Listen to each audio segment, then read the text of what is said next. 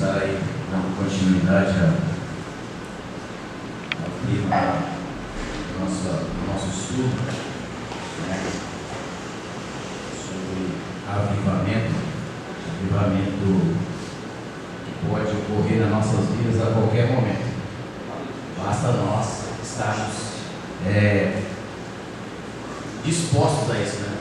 E eu gosto da Bíblia. A Bíblia ela sempre vai ter um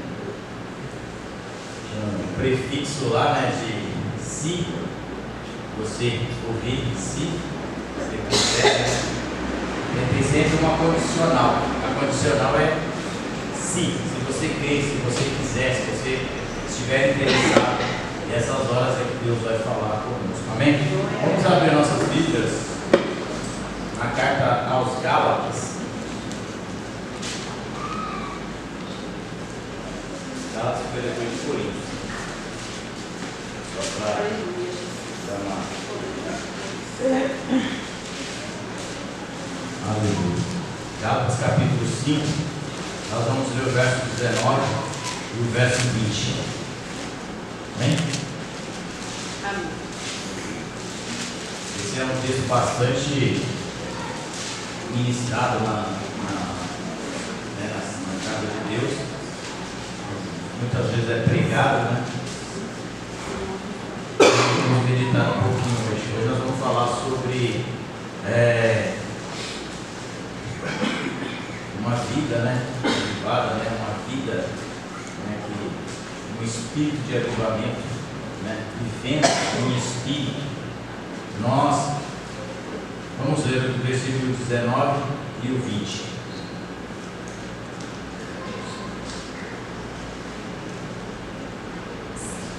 As obras da carne são conhecidas, as quais são prostituição, impureza, libertinagem, idolatria, feitiçaria, inimizade, porfia, ciúmes, iras, pelejas, dissensões, facções. 21.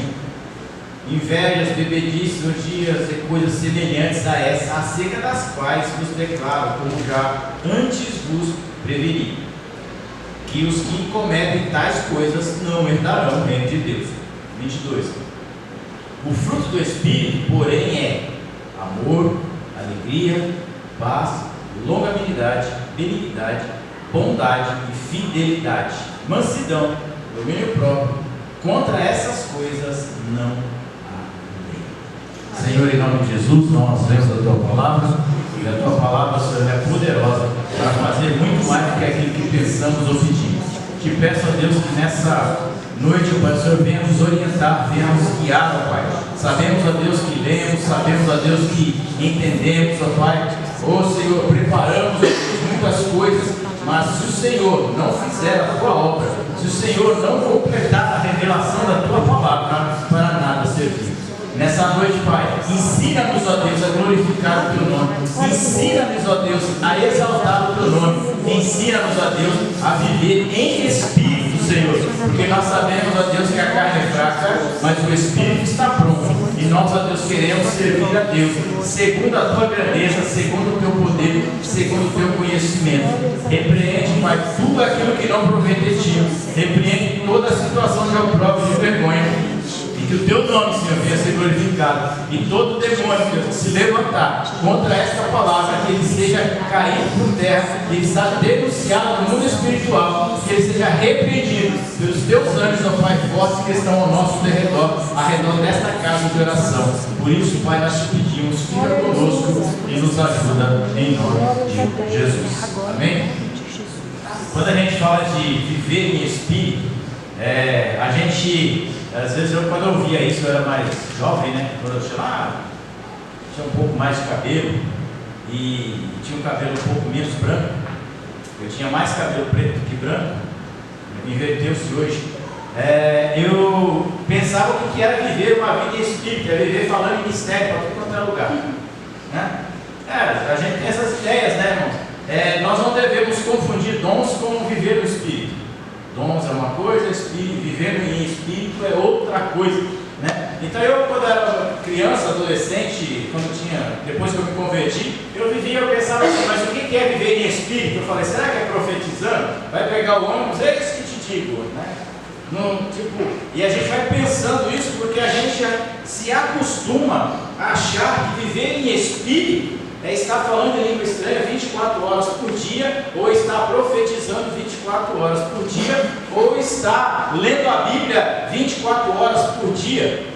Não que nós não devamos ler a Bíblia, não que nós não devamos profetizar, não que nós não devamos orar e interceder e falar em mistério. Não, eu não estou falando isso. Eu estou falando que isso não é sinal de avivamento. Isso é apenas sinal de poder de Deus na tua vida. O avivamento é algo muito mais longo, muito mais duradouro e muito mais, que eu diria, difícil de se encontrar do que falar em mistério. O avivamento ele tem que ter um percurso. Avião não decola da ponta da pista, irmãos. Toma isso na sua mente. Avião não decola no final da pista. Ele tem que percorrer uma certa distância para levantar voo. E tem muita gente, muitos cristãos que querem levantar voo no final da pista e não vai conseguir, porque nós precisamos de uma caminhada, nós precisamos de um tempo, nós precisamos de andar com Deus para entendermos o que é viver em espírito, né? E quando eu falo viver em espírito, a primeira coisa que me ocorre nesse sentido é amadurecimento. Aí você fala, puxa vida, amadurecimento. O que é uma pessoa madura? É aquela pessoa que está no ponto de ser colhida. Você não vai, né? Tudo bem que hoje em dia raramente isso acontece, mas nós, como quem tem as suas plantinhas em casa, seus pés de fruta, ele deixa lá a sua laranja, deixa a sua mexeriquinha lá, ele fica olhando ela todos os dias até ela ficar madura, né? Até hoje eu estava na casa da minha sogra, ela falou, puxa vida, plantei um pé de mexerica, deu 5 mexericas. Ela contou as mexericas. 5 mexericas, eu já pensei comigo, vai ser uma para cada filho. Falei, glória a Deus, pelo menos para mim. Né? E aí ela pegou, só que a minha neta chegou, não falou nada, foi lá e catou a mexerica antes do ponto. E eu perguntei para ela, mas onde você pegou? Eu peguei ali no pé. Bom, agora só tem 4 mexericas, alguém vai ficar sem. Mas aí eu já pensei bem, fui lá e catei as outras 4, porque senão nem eu teria também. Por quê? Porque ela queria deixar a madura no pé e lá e colher. É o correto, é o ideal. Dá tempo às vezes não dá. Mas quando eu falo de cristão maduro, são cristãos que conhecem a palavra de Deus, têm conhecimento de Deus, conhecem Jesus Cristo e sabem quem é o Espírito Santo na igreja. Este é o crente amadurecido. Porque às vezes nós vamos olhar e ver muitas pessoas fazendo coisas meio esquisitas, fazendo coisas que a gente acha que esse irmão está avivado. Não, às vezes não está avivado, ele só está emocionado, né? Nós não podemos confundir avivamento com emocionalismo. E o emocionalismo faz parte de nós. Todos nós aqui somos emocionais. Eu, você, todos nós. Quando a gente assiste um filme, quando a gente ouve um louvor, quando a gente vê uma história triste, a gente se emociona. Ou às vezes a gente se alegra. Enfim, nós temos essa característica. Mas a pergunta quando nós estamos aqui como ser um crente avivado? Porque eu falar para você que você não é avivado é fácil. Falar que eu também não sou avivado, muito mais fácil ainda. Mas a pergunta como é que eu me torno um crente avivado? Que eu viva em espírito, que eu ande em espírito, porque a palavra diz, orai sem cessar, em todos os cantos, em todos os lugares, né? Então, nós cantamos aqui, nós cantamos que estamos no jardim em constante oração. A oração é uma das ferramentas para você viver em espírito. Porque sem oração, nós não vamos conseguir, né? Vamos abrir nossas Bíblias em Efésios? Efésios, capítulo 5. Carta de Paulo aos Efésios, capítulo 5. Nós vamos ler alguns versículos aqui. que vai nos orientar, porque eu falei para vocês do fruto do Espírito, mas o fruto do Espírito tem vários, né? E como é que a gente alcança esses frutos do Espírito, né? Se você ler a carta de Paulo aos Efésios, você vai entender que Paulo diz assim: olha, vós sois selo, vocês têm o selo de Deus, vocês foram selados. É a única carta que você vai ver Paulo trazendo a outorga do Espírito Santo sobre uma igreja ou sobre um povo. Então é a carta do selo. Vocês foram selados pelo Espírito, vocês são autenticados, vocês têm o selo de Deus para a vida eterna. Ele está dizendo isso, que toda pessoa, quando ela aceita Jesus, ela é selada pelo Espírito Santo. Amém? Todos os cristãos que levantam a sua mão, eles são selados pelo Espírito. Mas nem todos os cristãos são cheios plenamente do Espírito. Você fala: nossa, que maluquice. Pô, se já foi selado, o que tem a ver cheio? Selado é proteção, é outorga de Deus. Ser cheio de Deus é ser totalmente conduzido por Deus. Por isso que eu falei para vocês que quando nós falamos de viver em espírito, é uma coisa de amadurecimento e de conhecimento. Quando Paulo escreve aos Efésios, ensina que todos são selados pelo Espírito, aí você fala: mas está escrito? Está lá escrito. Efésios capítulo 1, versículo 13. 13 e 14. E depois ele vai repetir a mesma formação em Efésios capítulo 4, versículo 30. Mas aí ele diz, no versículo 5, no versículo 8, de como se dá a presença do Espírito Santo na vida de uma pessoa. Eu vou ler aqui o versículo 8 e 9. Para nós aqui, Efésios capítulo 5, versículo 8 e 9. Pois outrora eres trevas, mas agora sois luz no Senhor. Andai como filhos da luz. Pois o fruto da luz consiste em toda bondade, justiça e verdade. Deixa eu pegar ali.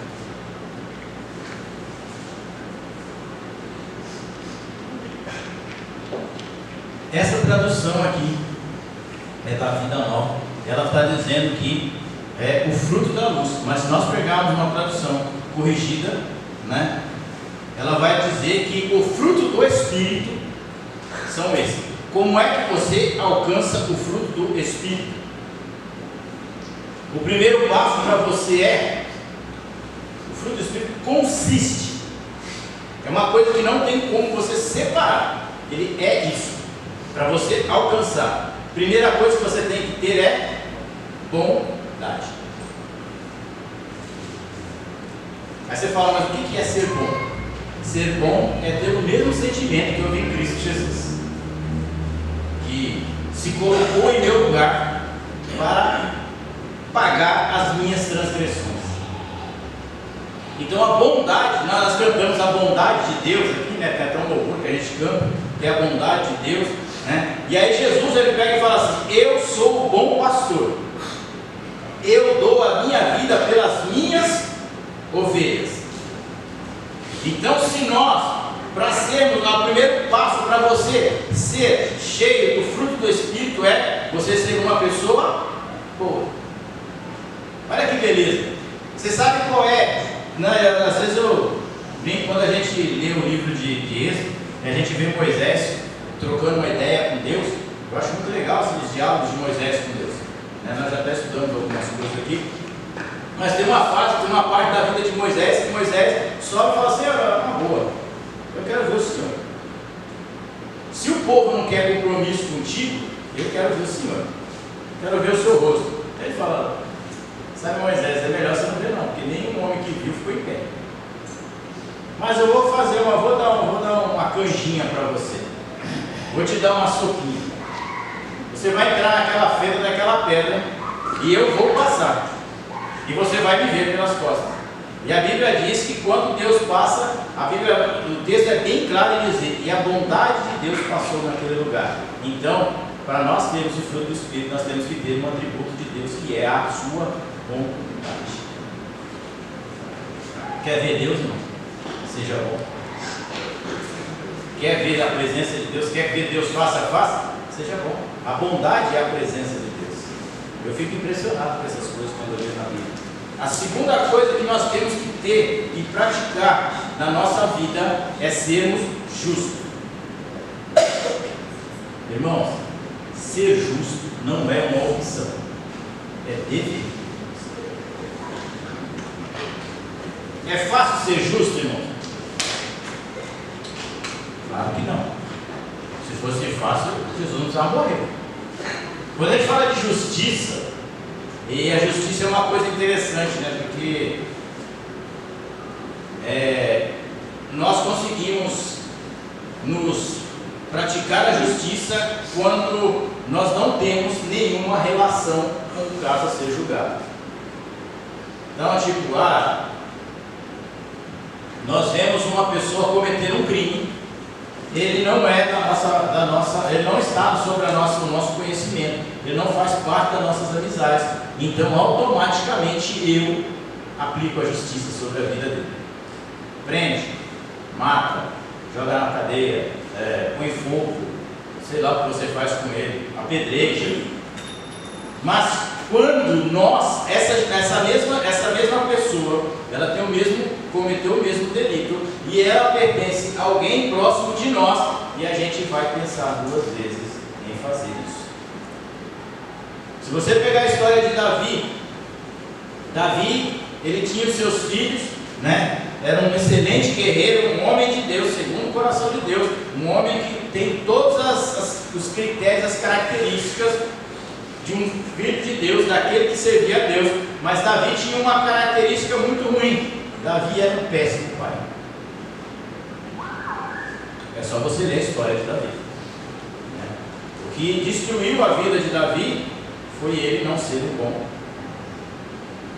E aí você vai entender, quando você lê a história de Davi e Absalão, está lá em 2 Samuel, e Absalão resolve perseguir Davi para usurpar o trono dele. E ele persegue Davi para matar Davi. Davi foge do seu próprio palácio, foge do seu próprio reino, e fica algum tempo fora, até que ele ouve a notícia de que o seu filho tinha sido morto.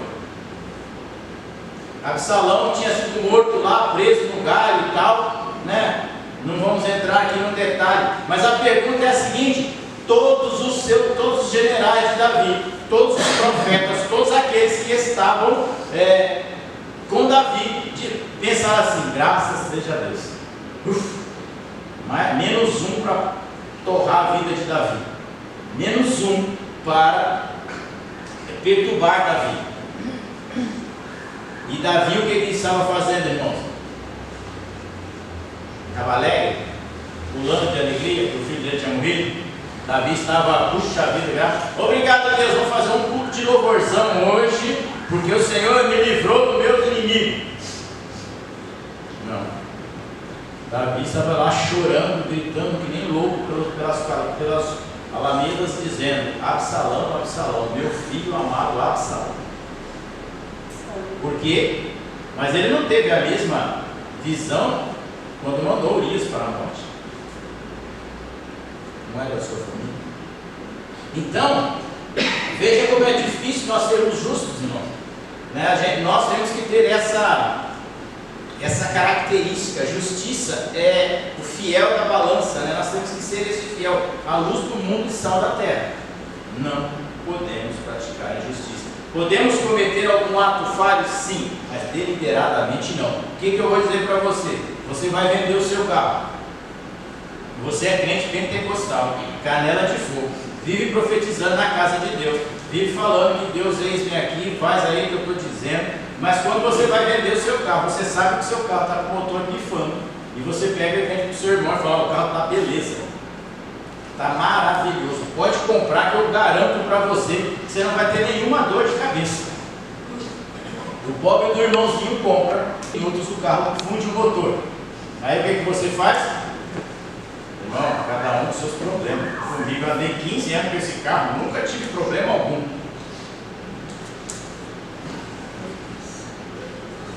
Aí você fala, isso não acontece com o nosso meio, não? Não, né? Nós não podemos ter isso. Se o motor que for, irmão, quando vendeu o carro, o motor, você já sabia que o motor estava ruim, a primeira coisa que você tem que falar para a pessoa que vai comprar é, olha, estou te vendendo, o motor está assim, assim, assado, você quer comprar? Estou te vendo mais barato, porque eu sei que isso vai dar problema ali na frente. Mas isso vai me prejudicar, eu vou perder dinheiro, é melhor você perder dinheiro aqui do que ir para o inferno.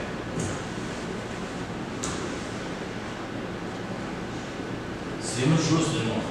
É como a gente, né, eu sempre brinco em casa, onde eu morava, né, tinha muita criança, minha mãe criou muitos netos, muitos filhos, né, muitos sobrinhos, aí às vezes, né, tipo assim, aquela coisa do mais antigo lá, do mais, da criação, e ela, tipo assim, aí alguém ia lá fazer alguma coisa de errado, né? A gente nunca fazia nada de errado, mas às vezes acontecia que algum vizinho, algum filho de algum vizinho de longe ia lá, quebrava alguma coisa, a gente não sabe se tinha, não era nossa, né? E aí a minha mãe pegava e dava uma surra coletiva, né? Em todo mundo, tipo assim, estava passando na rua, ele que você também, deve ser que está com ele porque não presta, né? E dava uma surra coletiva, e às vezes quem apontava era eu.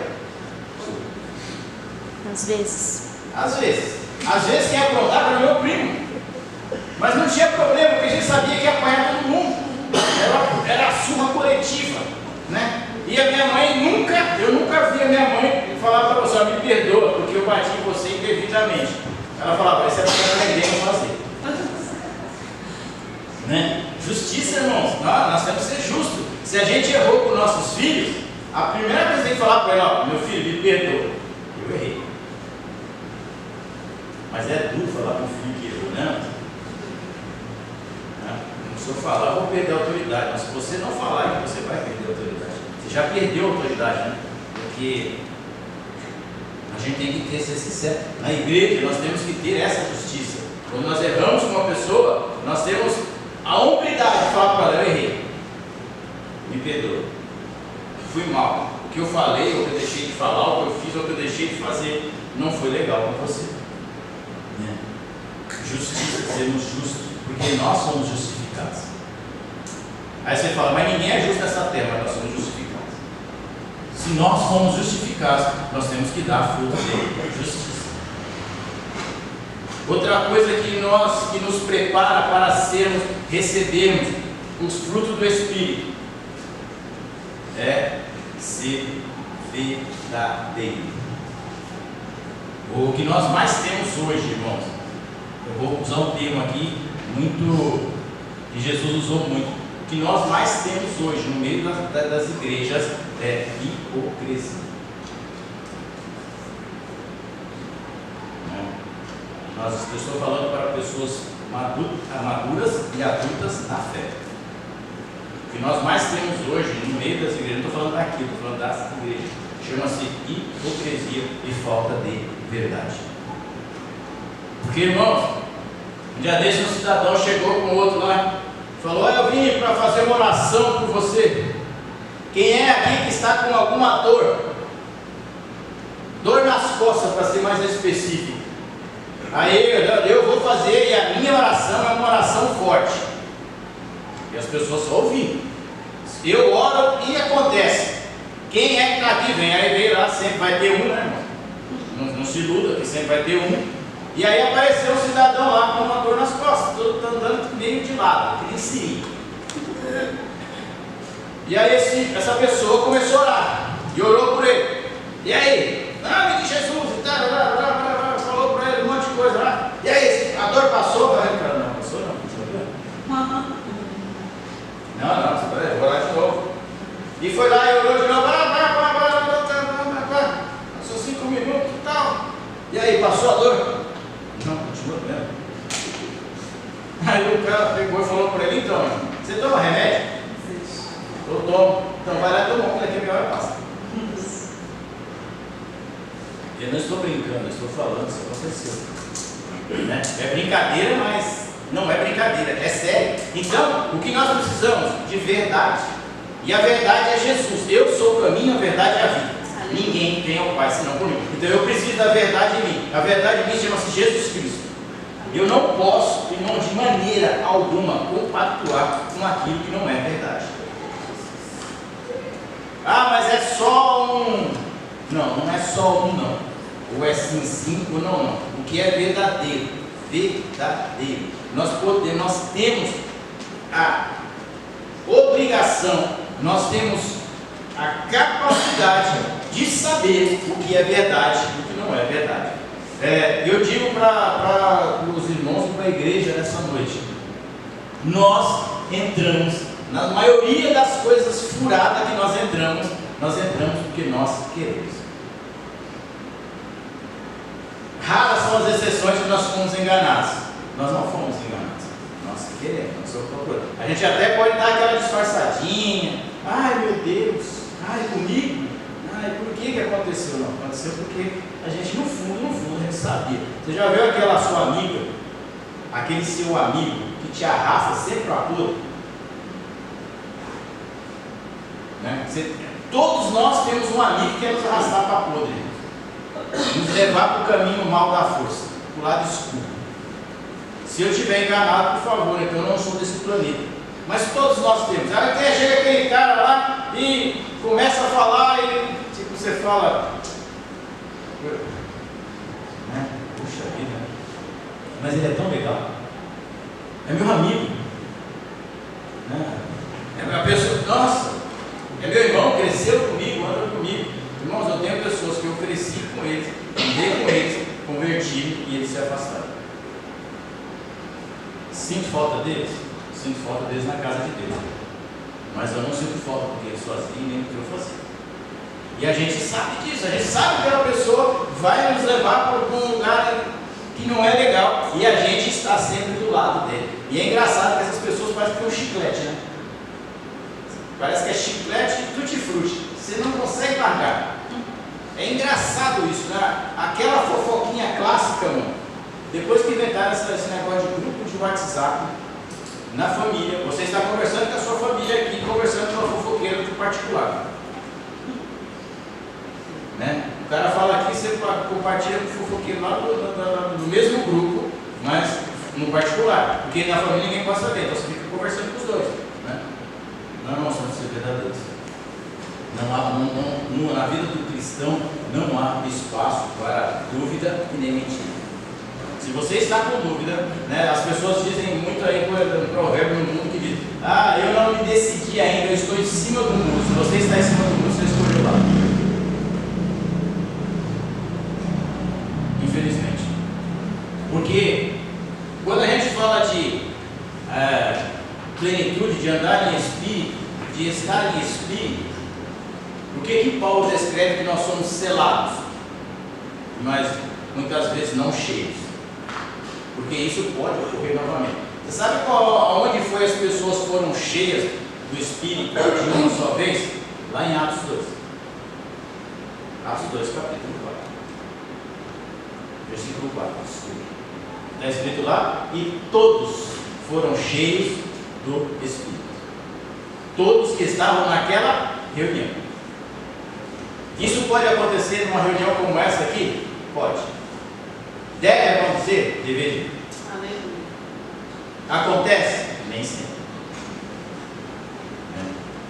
Então, quando a gente trata isso, e uma outra coisa que nós não podemos, para você ter o fruto do Espírito, para você viver uma vida plena em Jesus e estar ali andando no Espírito, a outra coisa é não compactuar com as obras das trevas.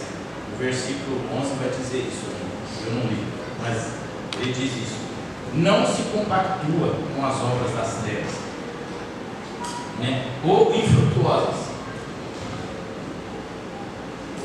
Uma dica que eu tenho para você: eu não compactuo com o que é errado. Amém? A igreja não compactua com o que é errado, de forma alguma. Mas a igreja tem que apontá-la e condená-la.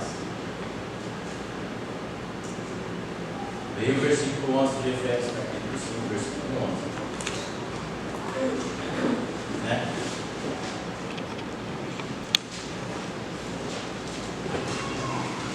Não vos associeis às obras infrutuosas das trevas, antes, porém, condenais. Porque eu posso não compactuar, mas eu posso ficar de boca fechada. Você já viu aquela reunião de família? Eu sei que ninguém faz isso aqui também não. E as pessoas fazem os negócios que você fecha a boca e você fica quietinho. Você não compactua. Mas você nunca tem, você nem tem a coragem de falar para ela, isso está errado. Nós não somos, né? Aí eu vou ofender, eu vou magoar, eu vou isso, eu vou aquilo.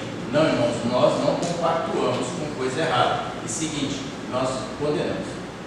Isso significa que nós não praticamos de forma alguma. Obra das trevas, infrutuoso. Quem que é infrutuoso? É aquele que não dá fruto. E a gente vai parando para essas situações, vamos vendo como é difícil andar em espírito.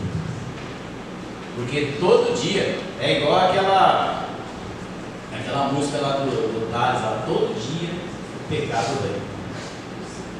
E toda hora você tem que dizer, eu escolho Deus. Porque se você não disser, eu escolho Deus, mais cedo ou mais tarde você vai escolher o pecado. O pastor aqui ministrou aqui sobre a vida de Sansão. Eu escolho Deus, projeto de Deus, nascido de Deus, homem de Deus, recebeu a profecia de Deus, mas o pecado batia todo dia na sua porta, toda hora.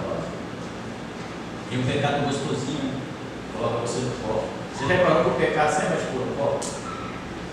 Vai te carregar no colinho, vai te balançar. Vai lá, dorme, nenenzinho, dorme crentinho.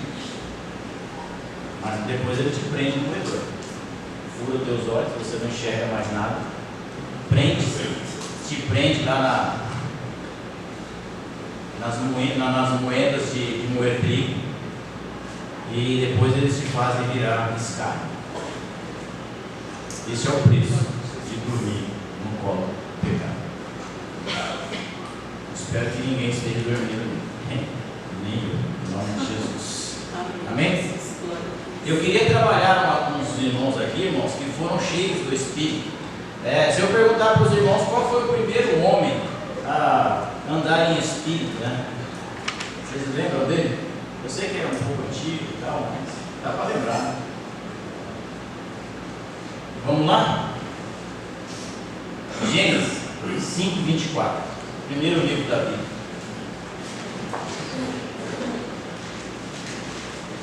E nós vamos ver esses homens, vamos ver as suas características, vamos ver se nós, como igreja, estamos dentro dessas características hoje. Amém?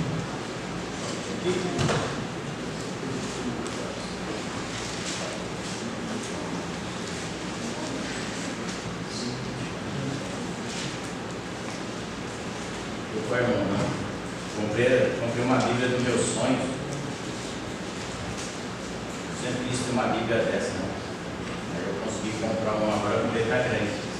Os meus olhos ficou pequenos, a letra tem que aumentar.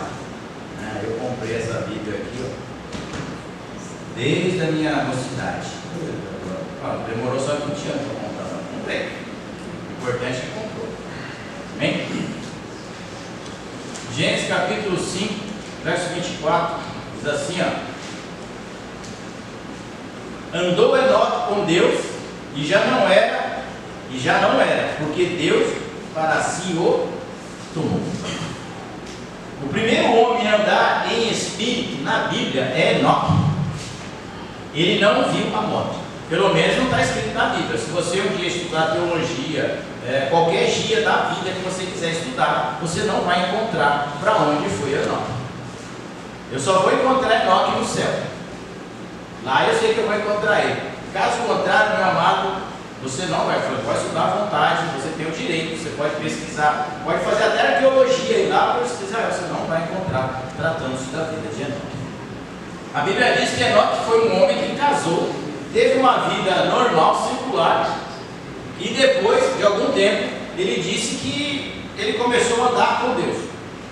A primeira característica de um cristão que quer ser cheio do Espírito, quer ter uma vida espiritual constante e cheia, ande com Deus. Olha que fácil. Né? Um tempo atrás a Carol ministrou aqui, num culto de final de semana, ela falou: não se aproxime de quem te afasta de Deus, se aproxime de quem te aproxima de Deus. Né? Nós temos que andar com essas pessoas. Estamos fazendo acepção de pessoas. Se você for seguir o estudo que Paulo descreve a Timóteo, lá ele fala: com esses nem andais, nem cumprimentais. Né? Que é isso que está falando, né? Então, qual é a característica de Deus, de Enoque? A primeira coisa que você tem que entender é que não importa quanto tempo nós vivemos nessa terra, nós temos que desenvolver uma amizade com Deus. Gente, é impossível, é improvável nós estarmos na casa de Deus, ouvindo falar da palavra de Deus, conhecendo Deus e não temos amizade com Deus. É como aquela pessoa que pega o mesmo ônibus no mesmo horário, todos os dias, senta no mesmo banco, conhece, anda todos os dias, são as mesmas pessoas e ela não conhece uma pessoa dentro do ônibus. É impossível. Você tem que conhecer alguém.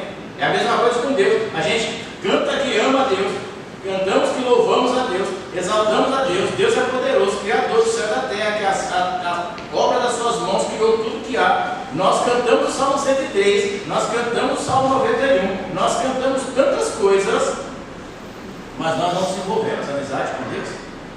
Eu preciso ter amizade com Deus. Amizade com Deus, irmãos, é você saber que você pode conversar com Deus. É você saber que você pode andar com Deus. Porque o verdadeiro amigo, ele não vai te abandonar. E Deus é esse verdadeiro amigo. Enoque descobriu isso, tanto é que Deus o tomou para si. A segunda característica de Enoque deixou um legado. Todo aquele que anda em espírito, todo aquele que tem uma vida em espírito, tem uma coisa que ele deixa: um legado. Se você estudar e pegar a genealogia de Enoque, você sabe de quem Enoque é pai? Matusalém. Eu vou depois você ler na tua casa, não está certo. Mas ele é pai de Matusalém. Ele é avô de Lameque. E ele é bisavô, sabe mais de quem? Noé. Olha, quando você anda com Deus, quando você tem você vive em espírito a sua descendência. Noé simplesmente é o homem da aliança. O bisneto de Enoque, simplesmente foi o homem responsável por salvar eu e você. Tem uma vida em avivamento? Deixa legado. Não importa. Legado bom, é claro. Não aquele ruim. Graças a Deus que morreu, foi para lá. Legado bom. Terceiro, se você pegar no livro de Hebreus, você vai encontrar o nomezinho de Enoque escrito lá no um dos heróis da fé. Legado para todos os crentes. Todo crente tem que ter esse legado. Deixar o testemunho, deixar pessoas formadas, homem, não é alguém vai olhar e falar: esse aí é neto, esse aí é filho, esse aí é bisneto, esse aí é tataraneto daquele que um dia dava culto de ensino lá no Pereira, no confim da terra. Enoque tinha as características que todo crente deve ter: fidelidade, fé, com Deus. Outro cidadão também bastante conhecido que nós tratamos aqui, abram suas Bíblias no livro de Gálatas, que está em Efésios, só voltar aqui uma carinha, você já chega em Gálatas.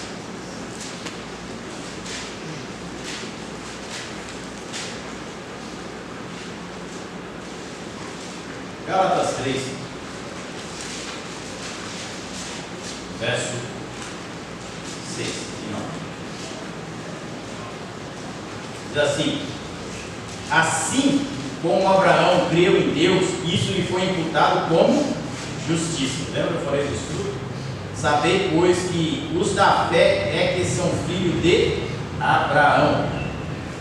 Ora, tendo a Escritura previsto que Deus havia de justificar pela fé os gentios, anunciou primeiro o Evangelho a Abraão, dizendo: em ti serão benditas todas as nações, de sorte que os que são da fé são benditos com o crente Abraão. Isso aqui quem está falando é Paulo. Ele está citando a história de Abraão. Se nós pegarmos a história de Abraão, não vou falar sobre a vida de Abraão aqui, porque o foco não é esse. Nós estamos falando de homens que viveram no Espírito, que vivem em Espírito. Abraão, a Bíblia diz que ele morava em Ur dos Caldeus, era de Ur dos Caldeus, ele recebeu uma promessa de Deus e Deus falou para ele: sai aí, dá uma olhada para o céu e vê se você consegue contar as estrelas. Assim será a tua descendência. Está olhando a areia da terra? Dá uma olhada. Se você conseguir contar os grãozinhos de areia, essa é a sua descendência. Abraão tinha algumas características que vivia em espírito, irmãos. E eu e você temos que ver. Primeiro, Abraão tinha fé. Não é à toa que ele é chamado de pai da fé. Nós, hoje, nós como igreja do Senhor, às vezes nós não temos fé nem para vir na casa de Deus. Não é nem para fazer evangelismo, não é para vir na casa de Deus. Nós não temos nem fé. Tipo, dá para ir no domingo? Né? Hoje nós estamos vivendo, acho que Deus só fala na igreja aos domingos. Antigamente falava no sábado, agora não fala mais também, não, só fala no domingo. Né? Isso é errado? É. A Bíblia diz que nós temos que congregar. É simples o processo. Né? Homem de fé, por acreditar que Deus pode fazer o impossível. Quando Abraão escuta lá que ele ia ser pai, o que ele fez? Foi lá, matou os animais, serviu os anjos lá e tal. Enquanto Sara ria, Abraão ficava caladinho. Sabe por quê? Ele sabia o Deus que ele serviu. Homem de fé, irmãos, não ri quando Deus profetiza. Quando alguém profetizar na tua vida e você tiver discernimento espiritual para saber que é de Deus, você nem precisa rir e nem precisa desconfiar. Se você tiver fé, vai acontecer. Porque é Deus que está falando, né? Fazer o impossível, é o Deus do impossível. Era a outra característica de um homem que vive cheio do Espírito Santo, ele é obediente.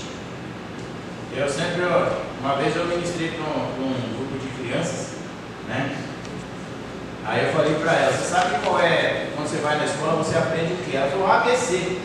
Eu falei: então, um crente é diferente, você aprende a obedecer. Né? A minha sobrinha até hoje lembra disso, ela tinha 5 anos. Né? Obediência. Saiu da sua terra. Até aí nada demais. Nossa, Abraão pegou toda a sua mochilinha, pegou seus carros, pegou suas coisas e foi embora. Tranquilo. Ia mudar de vida, foi mudar de vida, beleza.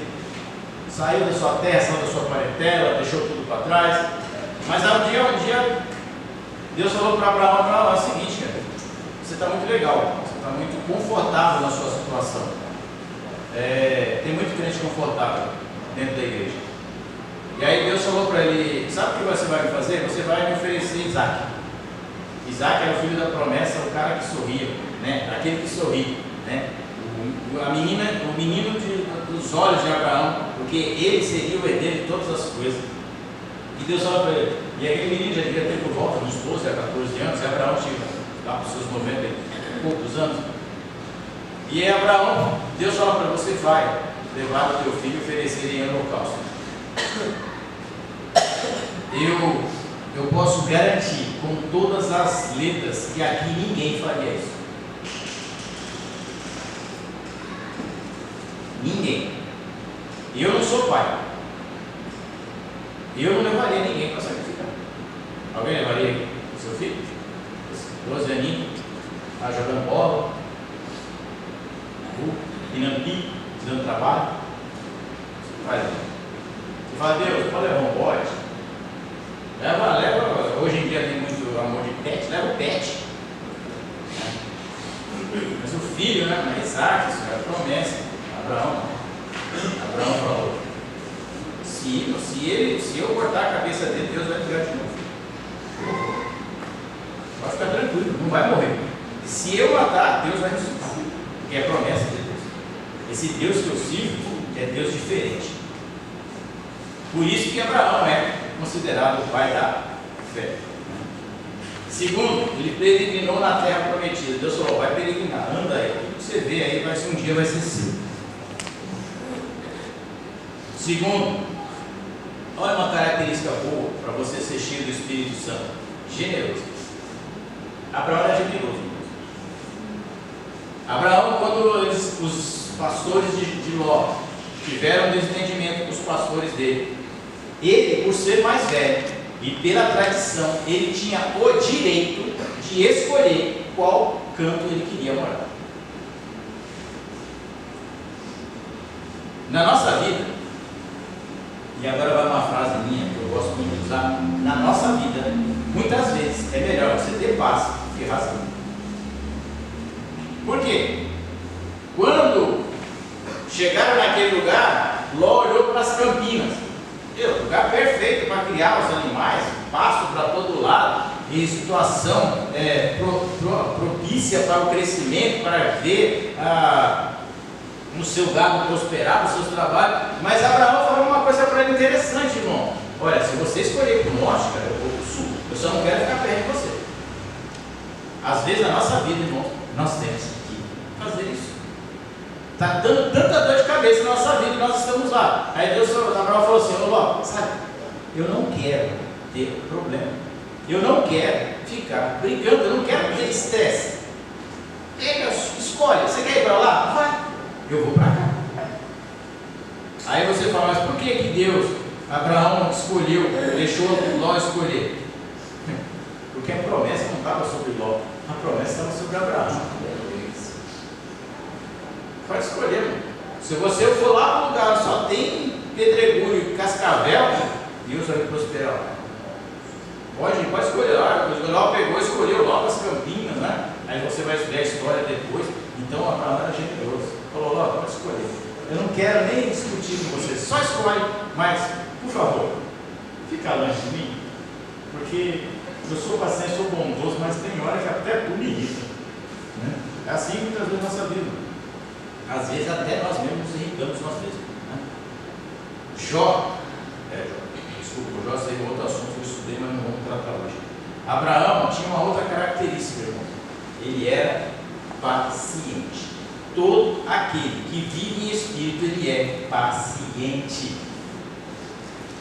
Não é isso que Paulo escreve? Seja paciente, seja esperançoso, seja paciente. Mas a nossa paciência nos últimos dias para cá tem se tornado cada vez mais insignificante. Vou fazer uma pergunta aqui, você só precisa levantar só o dedinho assim: quem é que se tornou mais impaciente? Já era. Você só apenas deu um up na sua impaciência depois do Covid.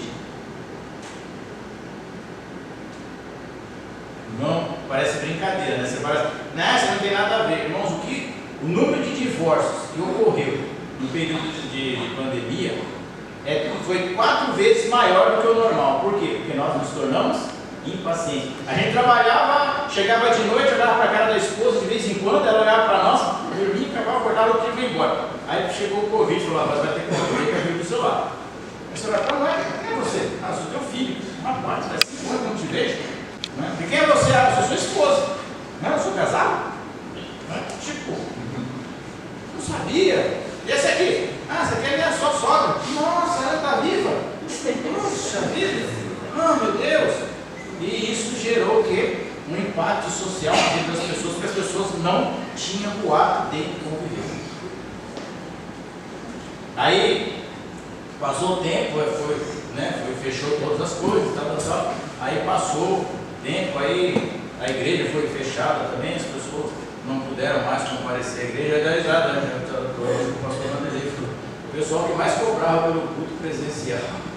Acho que até hoje estão de Covid. Estão confinados. Estão confinados até hoje. Se vocês fizeram igual o Ló, pegou o dedo de ir para a cidade, mas foi para a caverna, está lá até hoje. Se escondeu lá, nunca mais voltou. Né? Por quê? As pessoas não se tornaram impacientes. Bom, nós somos completamente impacientes. Pessoas que são impacientes na direção, no volante. O cara pega o carro, o cara é um Isaac, é um doce de pessoa. Você corre, ele pega o volante, ele vira o cavalo de faraó. Nossa, meu Deus do céu, fica doido, mete assim os caras, buzina, fecha. Você fala, Jesus, amado, são impacientes, né? O trânsito é 80 por hora, o cara está 80, você quer passar ele a 100, quer que o cara saia. Eu estou com pressa por quê? Chegar onde? Não é nenhum, com pressa, sabe chegar. Irmãos, é verdade, a gente fala isso, mas é uma coisa interessante. Abraão era paciente, ele esperava pelas promessas de Deus. Todo cristão que é dirigido pelo Espírito Santo de Deus, ele se torna uma pessoa paciente. Não tem jeito, irmãos. Ah, mas eu sou assim, eu vou morrer assim. Eu sou Maria Gabriela assim. O resto, Deus me. Né? Não tem esse negócio. Né? Vamos tratar aqui de um outro personagem de cada tempo aí. Estão entendendo, irmãos? Está claro? Está objetivo. Não, é que às vezes eu estou falando aqui, parece que eu estou falando bambu e não estou entendendo, você não estou entendendo nada. Mas é verdade, os caras estão tudo eloquentes, achando que estou arrebentando, mas todo mundo está. O que esse cara está falando? Né? Deixa eu falar. Mas acontece, não acontece. Eu sei que acontece comigo. Outro cidadão que nós temos assim, que vivia em espírito. Eu só peguei alguns do Velho Testamento, só um do Novo, porque do Novo tem bastante. Do Velho também tem bastante. Todo mundo tem bastante. José. Eu diria que dos homens proeminentes que nós temos no Velho Testamento, José, ele se destaca por N qualidades, né? Tipo um menino jovem, filho da velhice de Jacó e tal, né? Vamos lá? Gênesis 39, no versículo 2 e 4. 2 a 4.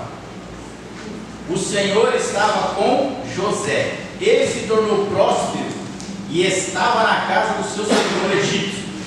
Vendo seu senhor que Deus era com ele e que tudo que ele fazia, o Senhor prosperava em suas mãos. O homem que anda em espírito, que tem uma vida em espírito, ele é sábio. O que é ser sábio? É não entrar em confusão que não lhe cabe. Eu estava lendo esses dias aí, segunda. Eu li domingo e ontem eu li as cartas de Paulo, né? De Gálatas para frente eu li as cartas de Paulo, e ele fala para Timóteo: Timóteo, não entra em contenda, não entra em discussões idiotas. Irmãos, não entra em discussões idiotas. Tem gente que adora uma discussão. Abraão, não sei o quê. Qual era a cor do cavalo de Faraó? Não. Você sabe quem nasceu lá não sei aonde? E fica aquelas genealogias bestas. Discussão lá, não sabe qual é o gerar? Nada. Só briga. José era sábio. E o interessante é que a Bíblia diz que José sabia que a sabedoria dele vinha de Deus. Então, quando nós olhamos a vida de José, e eu gosto muito de ler a história de José, e ele vai lá e é vendido pelos seus irmãos. Tranquilo, irmão é para isso que serve, entendeu? Aí ele vai para a casa de Potifar como escravo. Chega lá, tudo que ele põe a mão abençoa. A perturbada da mulher de Potifar resolve querer ter um caso com José. Isso próprio era Potifar, né? E a mulher vai lá e resolve ter um problema, ter um caso com ele. E aí ele foge da mulher. A mulher diz que ele deixa suas roupas, a mulher acusa ele indevidamente. Ele pega e vai para a prisão. Uma prisão onde Potifar era o chefe. Só uma pergunta, tá, irmão? Eu não quero causar discórdia na vida de ninguém, não. Mas vocês sabiam que o crime para quem assediasse uma mulher do Egito era a morte, tá? Só para te informar. E por que Potifar colocou José na prisão? É só uma dúvida que eu deixo sobre a mulher de Potifar. falar. É que nem quando você lê o romance de Machado de Assis, capítulo 3, aí. É a solução aí. Né? Então, ele pega e foge da mulher de Potifar, vai para a prisão. Chega na prisão, o cara coloca ele como carcereiro. Irmão, parece o Brasil isso, né? Um preso que vai ser carcereiro do outro preso. Vocês lembram tinha um policial federal, ficou famoso aí, da Polícia Federal, japonês? Você sabia que eles escoltavam os outros presos com tornozeleira eletrônica? Um preso escoltando o outro. Olha que beleza, isso é o Brasil. Esse lugar é maravilhoso. Mas lá no caso não, né? Porque Deus era com José. E aí a Bíblia diz que ele foi para a cadeia, virou diretor da cadeia. Beleza, prosperou, ninguém fazia nada, estava tudo tranquilo. Daí a Bíblia diz que ele vai, interpreta os sonhos, né? Deus dá os sonhos para ele e tal. Todo mundo esquece. José, ele era um ótimo gestor. A gente pensa que gestão é só lá no mundo lá fora, no mundo corporativo, o cara que faz MBA, pós, não sei o que, não sei aonde, não sei o que. Não, irmão, gestão é uma das coisas mais difíceis que tem de ser feita. Você já tentou fazer gestão com pessoas? Né? A coisa mais legal que tem, irmão, você quer ver se você é crente mesmo? Vou dar uma dica para você. Vira síndico de prédio.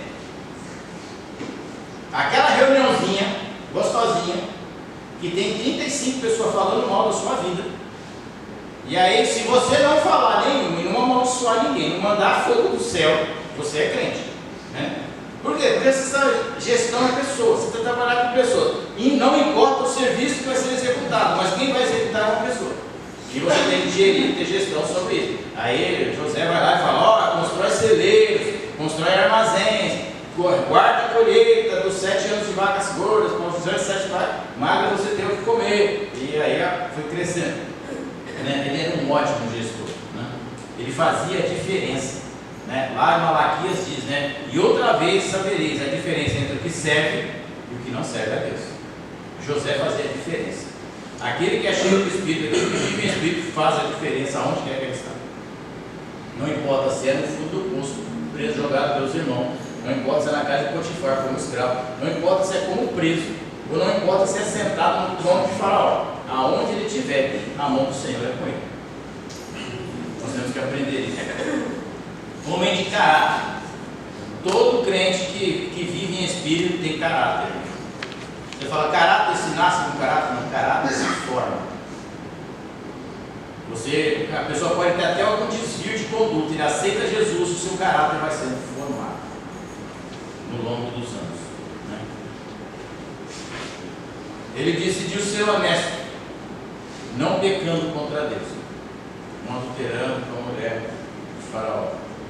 Agora, irmãos, pensa aqui comigo, assim, rapidamente. Você já imaginou a cara de Potifar quando viu José sentado no trono de Faraó? Alguém já parou para pensar nisso? Não, né? Isso é coisa louca, só crente pensa nisso. Doido. Quando o Potifar olhava, ele nem olhava. Agora esse homem ele vai me perseguir, vai me acabar com o meu amor, vai me destruir. O que José fez com o Potifar? Nada. José não estava lá para o Potifar, José estava lá por causa de Deus. Assim, irmãos, quando nós tivermos a oportunidade de sermos honrados, nós não estamos sendo honrados para pisar ou para colocar alguém no seu devido lugar. Não, nós estamos lá porque Deus nos colocou lá para fazer a diferença. Aquele que é guiado pelo Espírito vai fazer isso. Você me oprimiu, você fez isso, você fez aquilo. Glória a Deus, meu irmão, não preciso nem fazer nada. Deus me honrou e colocou acima de você. Não para mim te pisar e ser igual a você, para mim mostrar para você que existe um Deus que faz a diferença na vida daquele que o serve. Você já imaginou quando José encontrou os seus irmãos? Tudo com a pasquinha na mão, foi no seu carrinho de supermercado vazio, chegou lá, sacolinha do supermercado para encher. Pensa você no lugar de José. Judá, hein? Você que me jogou de cabeça para baixo no poço.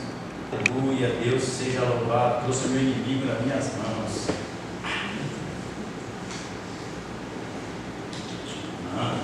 José tinha amor no coração. Deus, existe um propósito para mim estar aqui. O propósito é conservar a linhagem de Israel. Se não fosse José, nós não teríamos a Bíblia escrita aqui hoje, porque foi José que conservou a linhagem de Israel. Irmãos, José não foi vingativo, em forma alguma. Então, o nosso homem, nós vivemos em espírito. Essa característica que tem nossa. Não foi lá, não sei o que, não fez isso, não fez aquilo, você vai ver. Não, irmãos, nós somos daqueles que glorificamos e exaltamos o nome do Senhor. Amém? Eu vou pular para mais um aqui. Eu tinha mais dois, mas não vai dar tempo não. Hoje eu exagerei nisso. Romanos 1:1.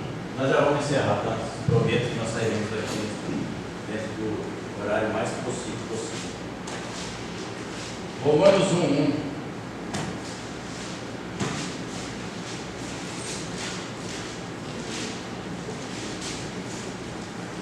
Homem cheio do Espírito, que vivia em Espírito. Amém? Todos encontramos? Romanos 1.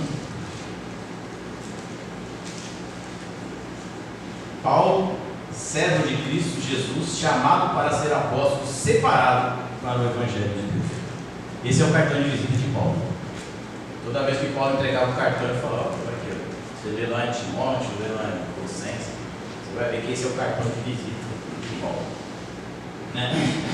Todo homem que anda em espírito, ele é zeloso. Paulo era zeloso pela sua fé. Ainda que fosse no propósito errado, ele tinha zelo pelo serviço da casa de Deus.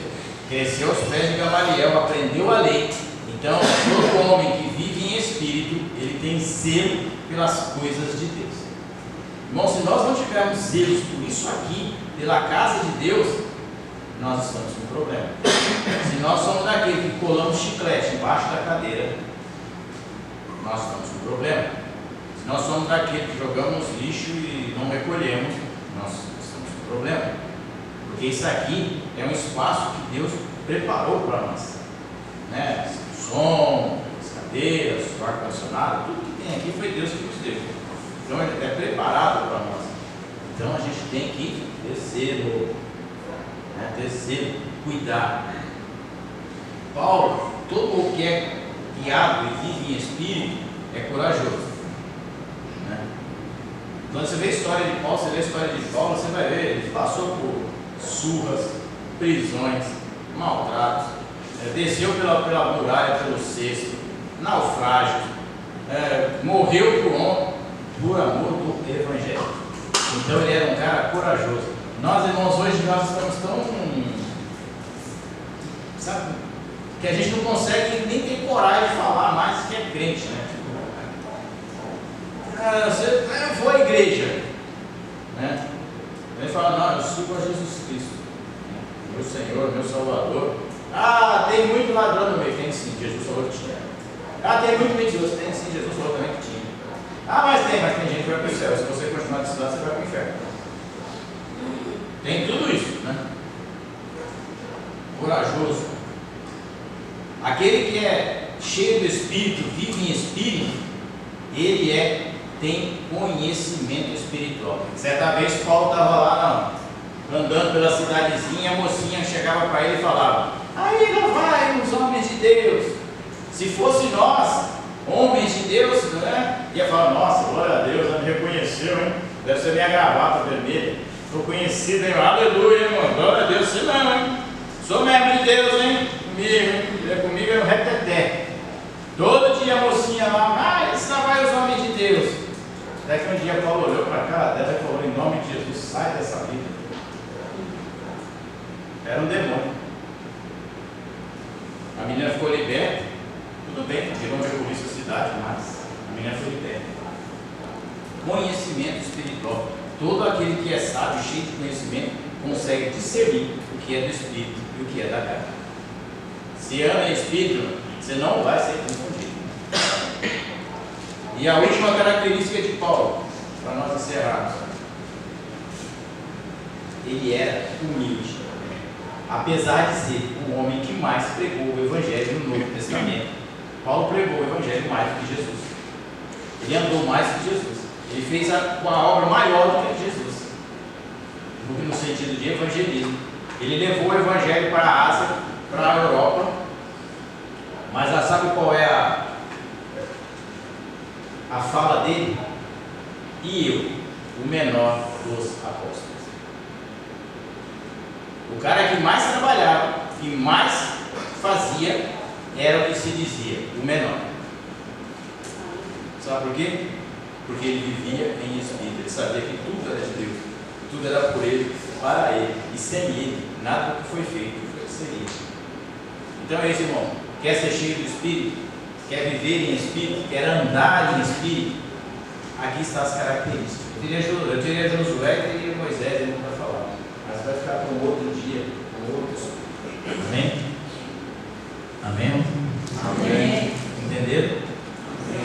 Deu para compreender facinho? Então tá bom. Vou falar que nem Pedro, né?